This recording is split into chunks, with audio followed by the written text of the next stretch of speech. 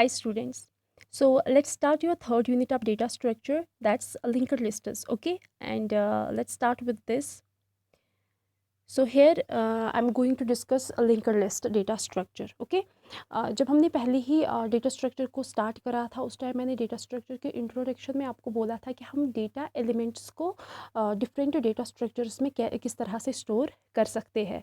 वहाँ पे मैंने अब आपको बोला that we can have arrays a data structure, we can have linked lists, we can have stacks, we can have queues where we can store our data you know मतलब in a different manner. तो वहाँ पे आज तक जो भी हमने पढ़ा that was about arrays and stacks. I hope कि वो दोनों यूनिट्स आपको क्लियर हुए होंगे कि वहाँ पे हम डेटा एलिमेंट्स को किस तरह से स्टोर करते हैं, किस तरह से इंसर्शन मतलब डिफरेंट ऑपरेशंस उन पे उन डेटा स्ट्रक्चर्स पे परफॉर्म करते हैं। ठीक है, वो सब हमने देख लिया। नाउ आज जो हम पढ़ने वाले हैं that's about linked list. Linked list जो है ये भी एक लीनियर डेटा स्ट्रक्चर है जहाँ पे हम एलिमेंट्स को स्टोर करते हैं। ठीक है, लेकिन with the help of pointers. यहाँ पे हम कॉन्टिग्यूस मेमोरी लोकेशंस पे डेटा को स्टोर नहीं कर सकते जिस तरह से हमने एरेज में देखा था। यहाँ पे क्या है मतलब सिंपली हम बोल सकते हैं कि लिंक्ड लिस्ट जो है इट कंसिस्ट्स ऑफ नोड्स, जहाँ पे हर एक नोड जो है उसके दो फील्ड्स मतलब दो फील्ड्स में डिवाइडेड होता है हर एक node. First one is data and second field is next. Okay, that you can see here. तो हर एक नोड जो है दो फील्ड्स में डिवाइडेड है। तो इस तरह से मतलब जो नेक्स्ट वाला मतलब इसका यहाँ पे हम रेफरेंस को मेंशन करते हैं। तो ये यहाँ पे जो रेफरेंस होता है that's the reference of second element. ठीक है, that is the address of second element. तो इस तरह से हम इसको कनेक्ट करते हैं दूसरे एलिमेंट के साथ और इसी तरह से दूसरे एलिमेंट को तीसरे एलिमेंट के साथ कनेक्ट करते हैं। ठीक है, तो सिंपली क्या है आपका जो लिंक्ड लिस्ट है it's a linear data structure that's where data elements are linked using pointers। Arrays की तरह मतलब लिंक्ड लिस्ट जो है ये भी एक लीनियर डेटा स्ट्रक्चर है जैसे मैंने आपको पहले ही बोला। लेकिन जैसे कि एरेज में हम कंटिन्यूसली कंटिन्यूस मेमोरी लोकेशंस पे डेटा को स्टोर रखते हैं, यहाँ पे लिंक्ड लिस्ट में वैसा कुछ नहीं होता। ठीक, तो अब अगर एरेज जो है वहाँ पे हम डेटा स्टोर कर पा रहे थे तो लिंक्ड लिस्ट क्यों आया? क्योंकि एरेज जो है वहाँ पे कुछ लिमिटेशंस थी। ठीक है, जिनकी वजह से हमें कुछ मतलब अच्छा सा डेटा स्ट्रक्चर इम्प्रूव करना पड़ा, मतलब यहाँ पे अच्छा सा डेटा स्ट्रक्चर क्रिएट करना पड़ा। तो वो लिमिटेशंस क्या है जो हमें एरेज में मिली वो मैंने आपको पहले ही बोला, लेकिन फिर से यहाँ पे मैंने मेंशन करा है सो दैट आपको ये अच्छे से याद रहे कि यहाँ पे क्या करते हैं हम जो एरेज का साइज़ है दैट इज़ फिक्सड। ठीक है, हम जो ही मतलब पहले ही डिक्लेरेशन करते हैं ना एरे की, जब हम लिखते हैं इंट मतलब डेटा टाइप और उसका मतलब एरे का नाम और उसके बाद उसको उसका साइज़ देते हैं int A of 5 for example. तो इसका मतलब है कि आप इस वाले एरे में 5 ही एलिमेंट्स को डेटा एलिमेंट्स को स्टोर कर सकते हैं। ठीक है, सो मतलब हमें क्या पता, हमें पता होना चाहिए upper limit on the number of elements in advance. पहले ही हमें पता होना चाहिए कि कितने नंबर ऑफ़ एलिमेंट्स हम यहाँ पे स्टोर कर सकते हैं। ठीक है, तो मतलब पहला जो लिमिटेशन है दैट इज़ कि आपका जो एरेज का साइज़ है दैट इज़ फिक्सड, हम उसे बाद में चेंज नहीं कर सकते। ठीक है, तो एरे का जो साइज़ है that is static, that's not dynamic. हम उसको रन टाइम पे अगर हमें आगे ज़रूरत मतलब पड़ी किसी एक और स्पेस की एक और साइज़ की या मतलब इंसर्शन के टाइम पे डिलीशन के टाइम पे वो हम यहाँ पे नहीं कर सकते। So it's the limitation of arrays. दूसरा कि अगर हम इंसर्शन करेंगे मतलब कोई नया एलिमेंट एरे में इंसर्ट करना हो, एंटर करना हो, दैट इज़ एक्सपेंसिव। ठीक है, क्यों? क्योंकि हमें क्या करना पड़ता है कि हमें उस एलिमेंट के लिए रूम क्रिएट करना पड़ता है इस एरे में, इस पर्टिकुलर डेटा स्ट्रक्चर में हमें उसके लिए रूम क्रिएट करना पड़ता है।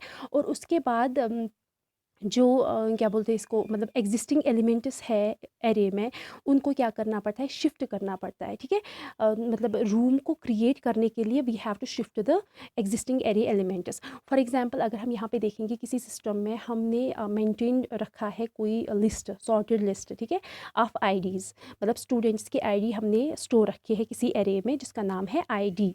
ठीक, तो इसमें हमने देखो कितने एलिमेंट्स स्टोर रखे हैं, 1000, 1010, 1050, 2000, 40, ठीक है। अब कोई नया एलिमेंट जो है वो मुझे स्टोर करना है, मैं क्या करूँगी, एंड मतलब फॉर एग्जांपल जो नया एड्रेस है, ये सॉरी आईडी है, नया डेटा एलिमेंट है, that is 1005।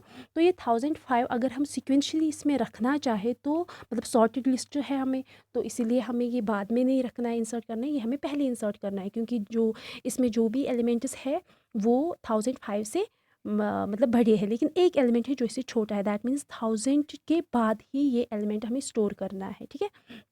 So what we have to do, हमें क्या करना है, मतलब we have to move all the elements after 1000। ये जो 1000 है ना, इसके बाद वाले जो जितने भी एलिमेंट्स हैं इनको हमें मूव करने हैं in order to create a room, और 1000 जो है वो वहीं पे रखना है, क्योंकि इसके बाद ही हमें 1005 इंसर्ट करना है, ठीक है। तो मतलब ये चीज़ बहुत एक्सपेंसिव हो जाती है हर एक एलिमेंट को मूव करना, ठीक है। ये कोई मतलब ह्यूमन बींग्स के लिए तो ये इजी होगा, सिंपली हम एक इनको मूव करेंगे और वहाँ पे इसको इंसर्ट करेंगे, लेकिन कंप्यूटिंग डिवाइसेस के लिए बहुत ज़्यादा मतलब एक्सपेंसिव हो जाता है, बहुत सारी टेक्निक्स का आपको ख्याल रखना पड़ता है। Now deletion is also expensive with arrays unless and until some special techniques are used, okay. जब तक हम कुछ स्पेशल टेक्निक्स यूज़ ना करें तब तक ये बहुत ही मतलब मुश्किल होता है। फॉर एग्जांपल अगर आपको डिलीट करना है 1010 इन आईडी, मतलब जो अभी हमने ऊपर डिस्कस करी, सो मतलब 1010 के बाद मतलब जो भी जितने भी एलिमेंट्स हैं उनको हमें मूव करना है, ठीक है, in order to delete the particular element. तो ये है इसके लिमिटेशंस एरेज के। अब हम देखेंगे कि लिंक्ड लिस्ट जो ही आया तो इसके क्या एडवांटेजेस है ओवर एरेज, ठीक है। एरेज के बेसिस पे हम देखेंगे इसकी एडवांटेजेस। सबसे पहला एडवांटेज है दैट इज़ डायनेमिक साइज़। मतलब लिंक्ड लिस्ट जो है हम इसको डायनेमिकली कभी भी किसी भी टाइम पे रन टाइम पे इसको मेमोरी एलोकेट कर सकते हैं, ठीक है। मतलब जो भी आपको इंसर्शन करना हो या डिलीशन करना हो आप इसको डायनेमिकली साइज़ दे सकते हैं। Now ease of insertion and deletion, obviously insertion और डिलीशन जो है वो इजी होता है इसमें, क्योंकि हम कभी भी कहीं पे भी रूम जो है क्रिएट कर सकते हैं, ठीक है। We don't need to move the elements. उसके बाद मतलब इसमें भी कुछ ड्रॉबैक्स है, लिमिटेशंस है लिंक्ड लिस्ट में। वो क्या है कि रैंडम एक्सेस यहाँ पे अलाउ नहीं है। जैसे हम अगर अगर आपको कोई भी एलिमेंट एरे से निकालना हो, आप रैंडमली उसको क्या कर सकते हो, निकाल सकते हो, सर्च कर सकते हो, ट्रैवर्स कर सकते हो। कोई रैंडम एलिमेंट अगर आपको मतलब फेच करना हो तो आप उस मतलब सीधे उस एड्रेस पे जाओगे, मतलब इंडेक्स मतलब A(1) A(2), तो आप वहाँ पे उन एलिमेंट्स को निकाल सकते हो, लेकिन यहाँ पे वैसा कुछ नहीं है, ठीक है। क्योंकि we have to access element sequentially starting from the first node, यहाँ से फर्स्ट नोड से लेके हमें स्टार्ट करना है, क्योंकि हर एक नोड जो है वो दूसरे नोड के साथ कनेक्टेड होता है। सो यहाँ पे हम बाइनरी सर्च मतलब यूज़ नहीं कर सकते। Extra memory space for a pointer is required with each element of the list. दूसरा क्या है कि हमें एक्स्ट्रा मेमोरी स्पेस हर एक पॉइंटर के लिए मतलब यहाँ पे चाहिए होती है, ठीक है। क्योंकि हर एक एलिमेंट के बाद उसका मतलब पॉइंटर होता है, उसका एड्रेस होता है, उसके लिए भी हमें स्पेस चाहिए होती है। Not cache friendly. Since array elements are contiguous locations, there is locality of reference which is not there in case of linked lists. देखो ये बहुत बड़ा ड्रॉबैक है। एरेज में हम मतलब कॉन्टीन्यूसली मेमोरी मतलब लोकेशंस क्रिएट करते हैं, कॉन्टीन्यूसली ये जो डेटा एलिमेंट्स हैं उनको स्टोर रखते हैं, ठीक है। क्योंकि वहाँ पे लोकेलिटी ऑफ रेफरेंस हम यूज़ करते हैं। लोकेलिटी ऑफ रेफरेंस एक बहुत ही इंपॉर्टेंट टॉपिक है जो आपने सी में पढ़ा होगा शायद, ठीक है। तो वहाँ पे लोकेलिटी ऑफ रेफरेंस हम मतलब उस फिनोमिनन, उस प्रोसेस को बोलते हैं जहाँ पे आपका कंप्यूटर प्रोग्राम एक्सेस करता है कुछ मतलब मेमोरी लोकेशंस को एक्सेस करता है मतलब कंटिन्यूसली, ठीक है, for a particular time period. For example कि अगर आपको कुछ इंस्ट्रक्शंस एक्सेस करनी है, ज़रूरत है यूज़ करनी है कुछ इंस्ट्रक्शंस जिनके एड्रेसेस क्या होंगे, मतलब एक दूसरे के नज़दीक होंगे, मतलब whose addresses are near to one another. For example अगर आपके पास मेन मेमोरी है और सीपीयू है और कैशे मेमोरी। कैशे मेमोरी क्या होता है कि अगर आपको मतलब प्रोसेसर को कोई प्रोसेस देनी है जो कि आपको कहाँ से लानी है, मेन मेमोरी से, आप पहले करोगे चेक कि वो मत कैशे मेमोरी में है, क्योंकि कैशे मेमोरी जो है वो फास्टर है as compare to main memory, that is slow, उसकी प्रोसेसिंग स्लो होती है।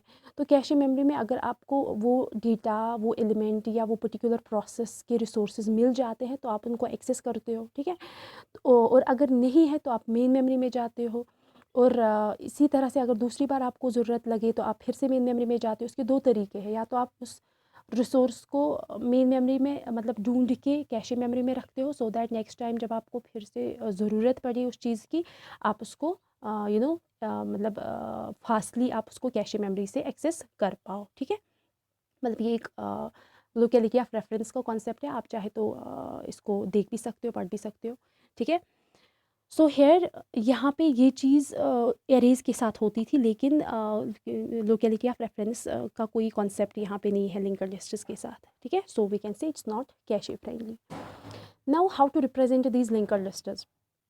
हम इनको लिंक्ड लिस्ट्स को कैसे रिप्रेजेंट कर सकते हैं। These are represented by a pointer to the first node of the linked list, ठीक है। फर्स्ट नोड मतलब फर्स्ट नोड को हम बोलते हैं हेड, जो पहला एलिमेंट है। If the linked list is empty, अगर लिंक्ड लिस्ट में कोई एलिमेंट नहीं है तो हेड जो है उसका वैल्यू नल होगा, और अगर उसमें कोई एलिमेंट है तो उसका जो वैल्यू होगा दैट इज़ हेड, ठीक है। और उसके बाद हम आगे उसको ट्रेवर्स कर सकते हैं। तो यहाँ पे हम बोल सकते हैं कि जैसे मैंने पहले भी बोला, हर एक नोड जो लिस्ट में होता है that consists of two parts. पहला है डेटा पार्ट जिसमें एक्चुअल डेटा होता है, and second one is pointer or reference part, ठीक है, जो आपको कनेक्ट करता है दूसरे नोड के साथ।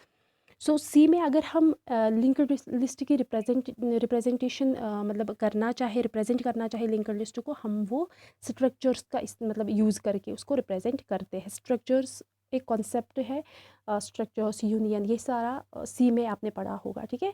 सो आपको इसके बारे में थोड़ा सा ओवरव्यू तो होगा ही। So here below is an example of linked list node with integer data, जो आपकी अगली स्लाइड में होगा। सो जावा में अगर आप इसको रिप्रेजेंट करना चाहते हो, you can represent it with the help of class, and जो इसका नोड है उसको आप सेपरेट क्लास के साथ रिप्रेजेंट कर सकते हो, ठीक है। Now here a linked list node you can represent it as struct, मतलब structure data type, and then node, और उसके अंदर आप इसको इनिशलाइज करोगे डेटा को, जो भी होगा, एंड देन स्ट्रक्ट नोड, ये पॉइंटर है, ठीक है, asterisk it is pointer next. तो this way you can represent your linked list in C, okay। So this was all about today's lecture, that's linked list। तो इसको थोड़ा सा समझने की कोशिश कीजिएगा। मिलते हैं नेक्स्ट लेक्चर में, ओके, थैंक यू।